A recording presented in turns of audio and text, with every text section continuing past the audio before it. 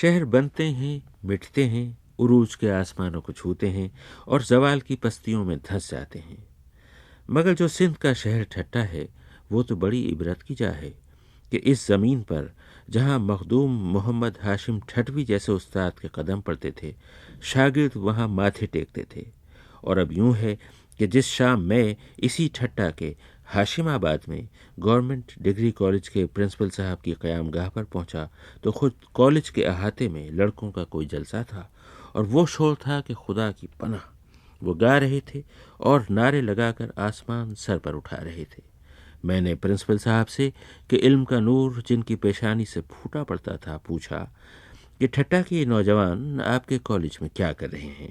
کہنے لگے مجھے پتہ نہیں، مجھے کچھ خبر نہیں، انہوں نے مجھ سے نہ اجازت لی نہ منظوری، خود ہی کالج میں جلسے اور گانے کا انتظام کیا ہے اور مجھے بس یہ دعوت نامہ دے دیا ہے۔ یہ کہہ کر پرنسپل صاحب نے دعوت نامے کا کارڈ مجھے تھما دیا اور میں اسے غور سے دیکھنے لگا۔ دیکھتا رہا کہ اچانک وہ کارڈ موجوں میں بدل گیا، اس کے حروف لہریں بن گئے، اس کی عبارت میں تلاطم آیا اور دعوت نامہ دریا بن کر مجھے بہا لے گیا، اور وہ بھی آگے کی طرف نہیں، پیچھے کی جانب۔ یہی تو وہ ٹھٹا تھا جہاں عرب آئے، سومرا خاندان آیا، سما خاندان آیا اور جام نظام الدین جیسا حاکم آیا، ارغون آئے، ترخان آئے، مغل آئے اور اسے بر صغیر کی کلہ میں ہیرے کی طرح جڑ دیا۔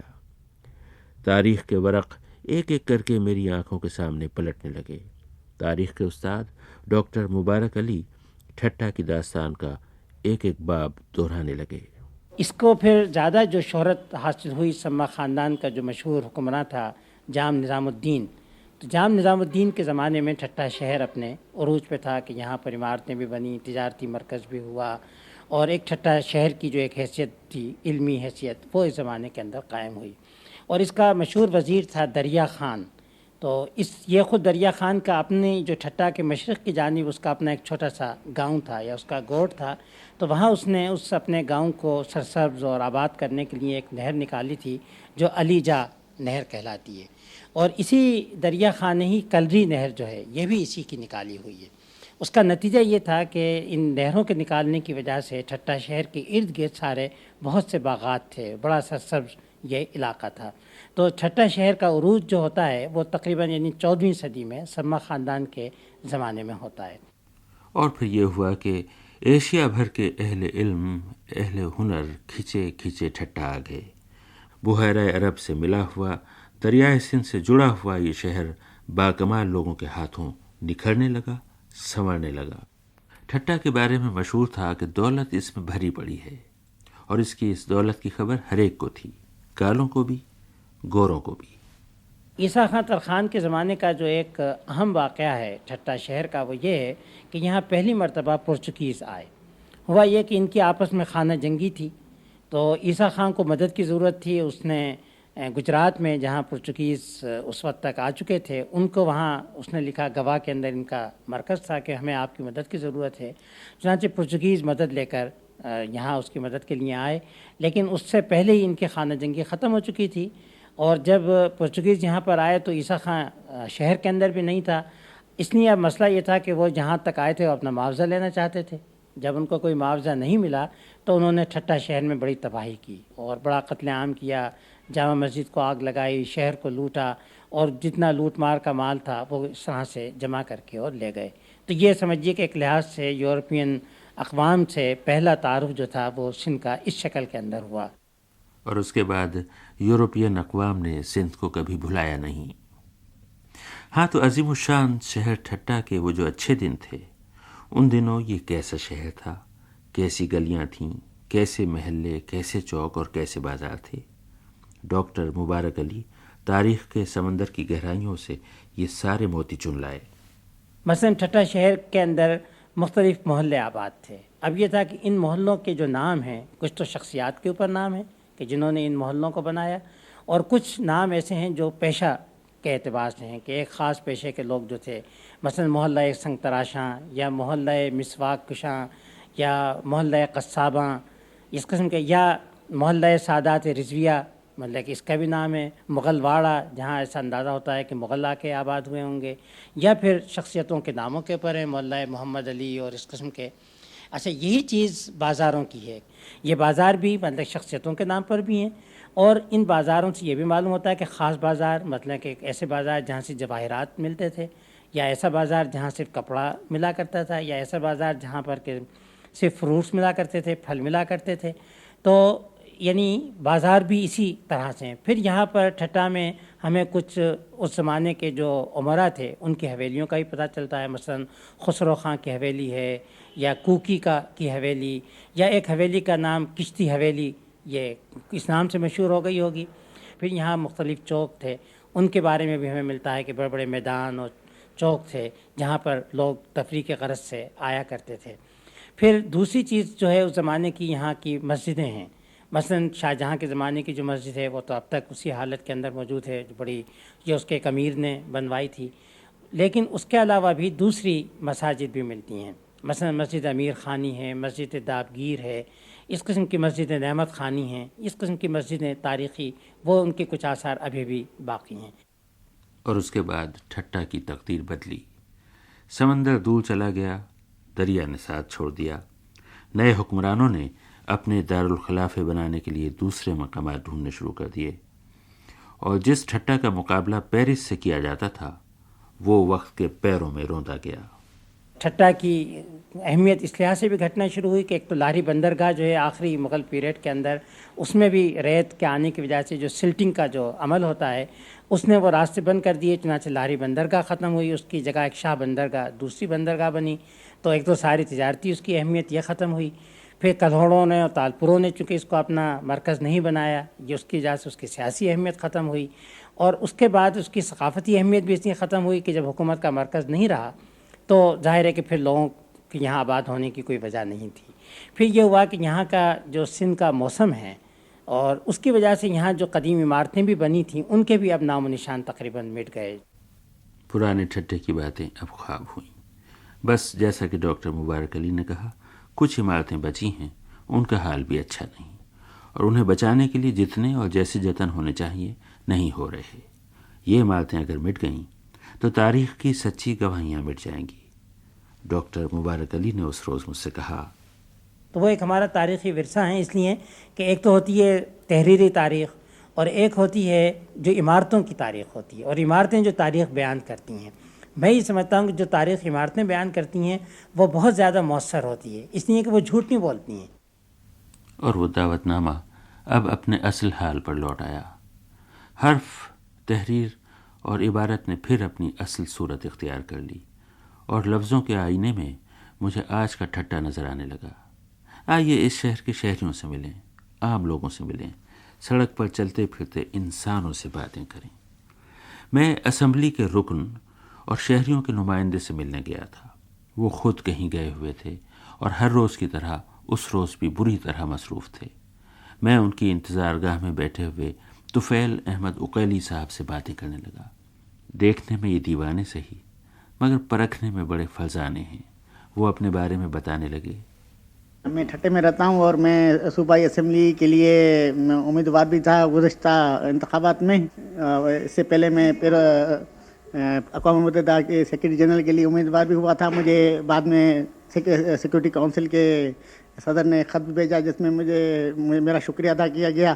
اچھا، تو یعنی آپ یہ سمجھتے ہیں کہ آپ دنیا کے مسئلے حل کر سکتے ہیں؟ ہاں، میں ایم اے ہوں پولیٹیکل سائنس کے اندر، اور میرے پاس ڈپلوما بھی ہے انٹرنیشنل ریلیشنز کے اندر۔ اچھا، یہ بتائیے کہ دنیا کے مسئلوں کی بات تو بعد میں ہوگی، ٹھٹا شہر کے مسئلے کیا ہیں، آپ کو علم ہے؟ ٹھٹا کے شہر کے مسئلے جو ہیں وہ بہت پیچیدہ ہیں اور بہت ہی پرانے ہیں۔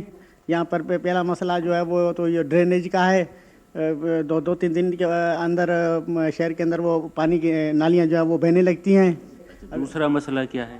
دوسرا مسئلہ جو ہے وہ بے روزگاری ہے، کہ یہاں کے نوجوان جو ہے وہ بے روزگار ہیں، ان کی تعداد بہت زیادہ ہے۔ وہ باوجود اس کے کہ ان کے والدین ان کی تعلیم پر بہت روپے خرچ کر دیتے ہیں، مگر جب وہ تعلیم مکمل کر دیتے ہیں تو ان کو نوکری نہیں ملتی ہے۔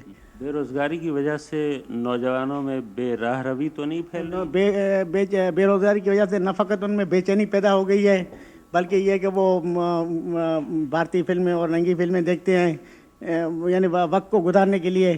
ठट्टा के शहरियों ने, वालिदैन ने कभी सोचा कि मिलकर कुछ करें इसके लिए? उन्होंने तो बहुत कोशिश की कि इस सिलसिले में कुछ करें, मगर वो खुद मजबूर हैं, क्योंकि उनकी खुद की माली हालत ऐसी है जो वो अपने बच्चों के लिए कुछ नहीं कर सकते। अच्छा, हम तो ये जानते हैं जमहूरियत में जो रुकन पार्लियामेंट होता है वो जिम्मेदार होता है। आपको पूरा इख्तियार है कि जाके उसका गिरेबान पकड़ें और उससे कहें कि हमारी मुश्किलात हैं, हमने तुम्हें चुना है, वोट दिए हैं, इस मसले को हल करो।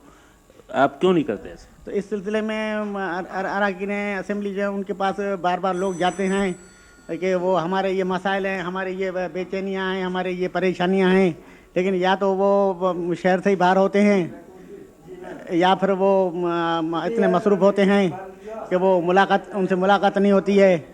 फिर उनके अपने मसाइल भी हैं जिनकी तरफ वो ज़्यादा तवज्जो देते हैं। मसलन क्या उनके अपने क्या मसाइल होते हैं? उनके मसाइल जो हैं वो ये है कि वो इलेक्शन पर काफ़ी खर्चा हो जाता है, तब उनका पहला मसला तो ये होता है तो जो खर्चा हो गया वो पैसा वापस निकले। ये थे ठट्टा शहर के तुफैल अहमद उकैली। उनके बाद मैंने शहर के 3 बाशिंदों को इकट्ठा किया।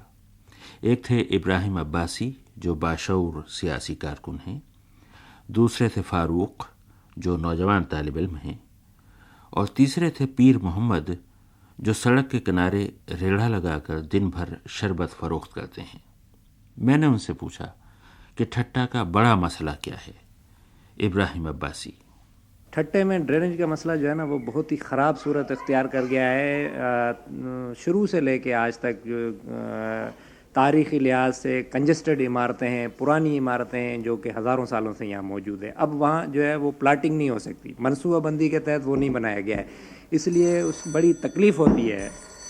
आप तो रेढ़ा लगाते हैं, शरबत फरोख्त करते हैं, क्या यहाँ की नालियाँ बंद पड़ी रहती से सारे दिन गटर चलते हैं, सारे दिन पानी, इधर चोरी मोचड़े, इतना जुल्म है बेहद। अच्छा चलिए, अब हम दूसरे मसले की तरफ आते हैं। मेरा ख्याल है दूसरा मसला यहाँ का बेरोज़गारी का है, नौजवानों की बेरोज़गारी का है। आप नौजवान हैं, तालिब इल्म हैं, आप क्या महसूस करते हैं? काफ़ी लोग तालीम याफ्ता हैं, एजुकेटेड हैं, उसको नौकरी नहीं मिलती है क्योंकि गरीब हैं। मगर यहाँ सनतें कायम हुई हैं, उससे कोई फ़र्क नहीं पड़ा? यहाँ नहीं, क्यों बाहर बैरून लोग आते हैं ना, यहाँ उसकी सपोर्ट होती हैं, सिफारिश होती हैं, उससे नौकरी मिल जाती है आराम से। आप क्या महसूस करते हैं, आप सरगर्म कारकुन हैं? उसमें मसला यह है कि आज से 11 साल पहले जो इस मुल्क में हुकूमत थी उसने मुआशरती तौर पर भी और दूसरे लिहाज से यहाँ के मुआशरे को इस तरह चलाया कि लोग जो है ना वो एक दूसरे से सेटिस्फाइड नहीं है। उसमें यह भी कहा जाता है कि दूसरे जो हमारे सूबे हैं उनके लोग आके रहते हैं, तो उसमें ये कहना सही नहीं है। दूसरे सूबे के लोगों को अगर वहीं पर मुलाजमत जो है ना वो मुहैया की जाए तो वो यहाँ नहीं आएंगे। इसलिए यहाँ के लोग जो हैं शुरू से ठट्टा के ख़ास कर लोग अमन पसंद और इंतहाई शरीफ लोग जो है ना वो हैं। हम लोग के ऊपर ये भी है कि हम अपने ज़िले से या अपनी जगह से निकलना नहीं चाहते हैं, बाहर नहीं जाते हैं। आप तो सड़क के किनारे खड़े होकर शरबत बेचते हैं, हर किस्म के लोगों से आप मिलते होंगे।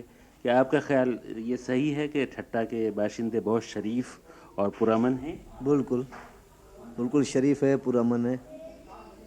क्या लॉ एंड ऑर्डर सिचुएशन शहर में आपका ख्याल है, जराइम, तशद्दुद, इसकी क्या सूरत हाल है? आप तो नौजवान हैं। अभी तो इनके इसका रुझान बढ़ गया है, यूँ कि आजकल के जो बड़े हैं हुए यानी खुद बांधते हैं, जेल में खुद डालते हैं, खुद छुड़ाते हैं, तो इसका मसला है ना बढ़ जाता है। मसला ये बस जो जुर्म करते हैं उसको हकीकत में सज़ा नहीं मिलती। ठट्टा बेहद तारीख़ी शहर है और इसके तमाम तारीख़ी आसार अभी तक हैं। जदीद शहर मेरा ख्याल है इसे बन जाना चाहिए था, लेकिन क़दामत यहाँ बहुत ज़्यादा है। ड्रेनेज ही नहीं बल्कि पुरानी इमारतें ढह रही हैं, नई इमारतें नहीं बन रही हैं। तो क्या मैं ये कह सकता हूँ इक़्तिसादी तौर पर आपका ये शहर पसमानदा और गरीब? पसमानदा ज़रूर है लेकिन गरीब नहीं है। असल में ये जो हमारी जो इमारतें वगैरह हैं इनकी जो ये बनावट है ये तारीख़ी लिहाज से है। हम तो कहते हैं कि ये हमारी पहचान है, अगर इसको ख़त्म कर दिया जाएगा तो मैं समझता हूँ कि हमारी पहचान ही ख़त्म हो जाएगी। तो अगर मंसूबे के तहत, प्लानिंग के तहत इसको जो है वो दोबारा बसाया जाए, उसमें जो है वो ڈیولپمنٹ صحیح طریقے سے کی جائے تو پسماندہ ضروری ہے، لیکن یہاں پر جو ہے وہ اتنا غربت نہیں ہے، دوسرے اندرون سندھ کے مقابلے میں اتنی زیادہ غربت نہیں ہے یہاں۔ آپ ٹھٹا کے کتنے پرانے باشندے؟ ہم تو ہے ادھر کے۔ کیسا لگتا ہے آپ کو ٹھٹا؟ ٹھٹا بہترین ہے، درویشوں کا شہر ہے، اصل شہر ہے، پرانا شہر ہے۔ ہمارا خاندانی ادھر رہتے ہیں، پورے خاندان سے ادھر سے۔ جب بھی ہمارے پاس میرے خیال میں اپنے جائیداد کی صنعتیں ہیں تو جب بھی گورنر دہلی میں رہتی تھی اسی ٹائم کی ہیں، اسی ٹائم سے ادھر رہتے ہیں۔ ہمارے شہر میں یہ ہے تو چوری، ہیرون، چرس کھلا کھلا بکتا ہے۔ بس ابھی ہم بیٹھا تھا گاڑی کے اوپر، ایک بڈھی مائی آئی بیچاری بالکل غریب ہے۔ میں نے ابرام عباسی کو میں نے بولا دیکھو پولیس نے انسپیکٹر ہے ایکسائز کا، اس کے پٹے والے نے موچڑا مار کے اس کی بائیں بائیں توڑ کے پولیس میں گئی، انہوں نے فریاد نہیں لیا ان کا۔ ابھی رو کے میرے گاڑی پہ آئی، میں نے بھائی ابرام کو بولا تو بھائی یہ کیا مصیبت ہے ہماری حکومت میں۔ وڈا ون ون کار جا جتے نہ گس جن نیلا اتے اجوں شاہ لطیف چوے ڈس ہیکلن ہیلا جتے کڑ میں نائے کمبیلا اللہ بررس جمراہ میں